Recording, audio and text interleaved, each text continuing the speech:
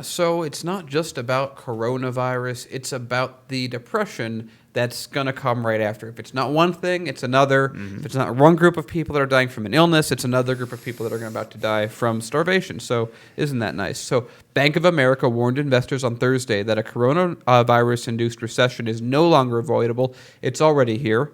Quote, we are officially declaring that the economy has fallen into a recession, joining the rest of the world, and it is a deep plunge. A Bank of America U.S. economist Michelle Meyer wrote in a note, quote, jobs will be lost, wealth will be destroyed, and confidence depressed. The firm expects the economy to, quote, collapse in the second quarter, shrinking by 12% GDP for the full year will contract by 0.8%. It's a pretty big drop. Meyer says the salvation will come from aggressive action. Quote, when it comes to policy response, there should be no upper bound for the size of the stimulus in our view. So what they're really saying is, hey, we're banks, bail us out, or the economy won't do so well, which is just what happened in '08, and people have not recovered from that either. Just people with a lot of money have. The Bank of America is far from the only firm with a dire assessment of the economy.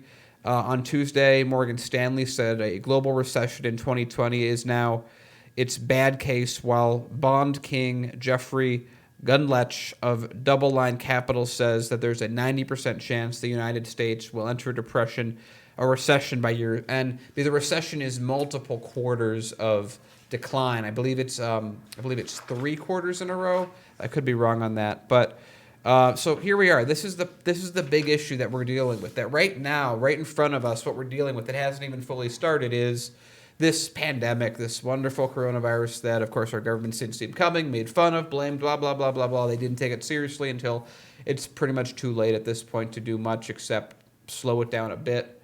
That's very true for most of the planet as well. But right after we get through that and people crawl out of their houses and their homes, their dwellings, they're not going to have their jobs. They're going to lose their retirement pensions. Everything's going away. And I mean, again, we've been saying for 3 years on the show that, hey, guys, the U.S. economy isn't as stable as it looks. It's really just a really precariously built house of cards where people spend a lot of time finding difficult or distinguished ways to move money around. Mm-hmm. And, well, looks like that's not really helpful when anything bad happens, guys. Yeah. So here's my anger. We've had time to stop this crisis. We had time to regulate the markets. We had time to reel it in. You know, there's a presidential administration that's coming to mind. No, not Donald Trump. Look, there's a lot to be critical about President Donald Trump. In fact, there's other YouTube channels that have been very critical towards Donald Trump. Fine, let them have it. That's open ground. I want to talk about Barack Obama's administration. Oh, and guess who was the vice president? Joe Biden. See, in 2008, we had that horrible recession. And if this wasn't the time, right, if that wasn't a golden opportunity to reel in the markets, actually call for regulation, strict regulation, and hold those accountable, actually jail time for the people who allowed this crisis to happen, we would not be in the spot we're in right now. But no, because the Democrats wanted to play nice, because the Democrats are corporate sellouts, because the Democrats wanted to play nice with the Republicans and have this great compromise deal, we never got that. What happened is Wall Street, the big banks, and major corporations were bailed out. And it's happening again. It's not right. After this crisis leaves, we're going to walk into another one. How are people supposed to provide for their families? Keep the house warm, or making sure that, they're able to at least, have the basic utilities covered. The problem is people's buying power is going to disappear. And the United States has prided itself as being this consumer nation. If people don't have money to consume, good luck with that whole economic theory. And I don't want to hear about any plans of, let the invisible hand of free market. Here's what I think of the invisible hand of free market. This is what it's doing to us. Don't forget, just last week, the United States government dumped $1.5 trillion into the market, and we watched it disappear in like 20 minutes. It went away. Can you imagine if that $1.5 trillion went to us? The working class? That would be our relief package. Where's our chance? Where's our opportunity? There are people who are working 2 or 3 jobs just to make ends meet. Now, guess what? They can't go to those jobs anymore. There's a huge system of injustice that's happening here, and people have every right to be mad. People have every right to be angry. People have every right to call out this neoliberal system. And just one final note, Bernie Sanders is holding his roundtable rally about coronavirus, right? That's leadership right there. Better than Trump. And Trump's the president. He's trying to come up with something. I really hope he's able to succeed in this, because if he doesn't, we're going to walk into another disaster too. But where's Joe Biden? Joe! Hey, Joe! 3-0! Where are you, buddy? Where are you? Because you and your former boss had a whole bunch of time to stop this, but you guys didn't do it. You didn't stop it. You just let it run amok. Yes, let's even go further into that. Joe is literally just taking a vacation right about now. He's like, he's basically tired. He needs a rest. Dan, come on. He needs to recharge his batteries. Yes, as he discussed last time.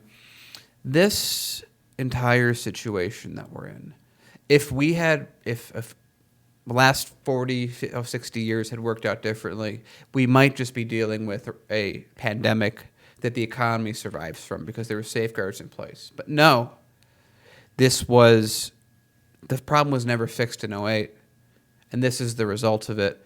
Now, the crazy situation that we're in right now, this crazy universe that we live in right now, we live in a world where right now Donald Trump is trying to give, the Republicans are trying to give Americans $1,000, and the Democrats are going, no, give it to big business only.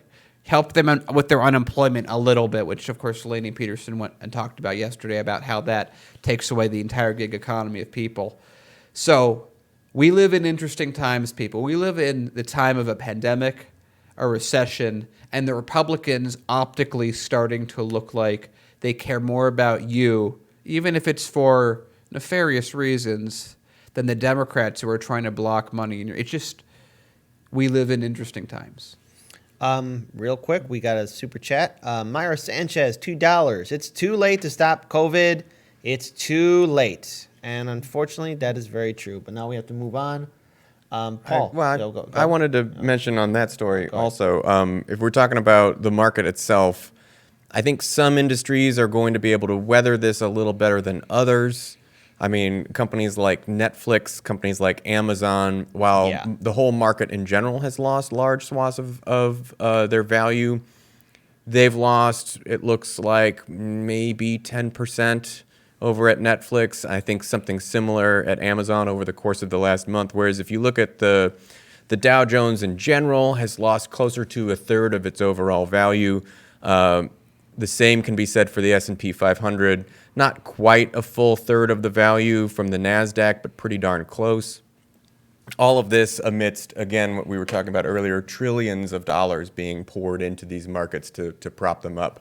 And for folks who have pensions or retirement funds or 401ks that rely partially on market value, that's going to hurt them as well. That's going to hurt a lot of people's retirement savings. While we can get mad at how people, and we're going to cover it even more in this next story, while we can be upset about how the government prioritizes the markets over the people, in some ways there are regular people that rely on the markets. And it's really a shame that we've put so much stock into, sorry to use that term, but we've put so much relevance into the market as an indicator of how healthy our economy is and how we rely on it so heavily for our retirements, and we rely on it so heavily for our own well-being, when it is, as Daniel accurately described, really a complex house of cards that we've been warning for a good long time is on very shaky ground. Hey, welcome to Hard Lens Media. We're Evolution of Manly, the show about the evolving ideas of what it means to be a man in today's society, and we are shooting here at the 99 Perspective Studio. You can see us and a bunch of other shows on their website, which is in the link in the description below. Yay. I forgot he said 15 seconds, so I think that first one is probably not even close to 15 seconds. That's all right.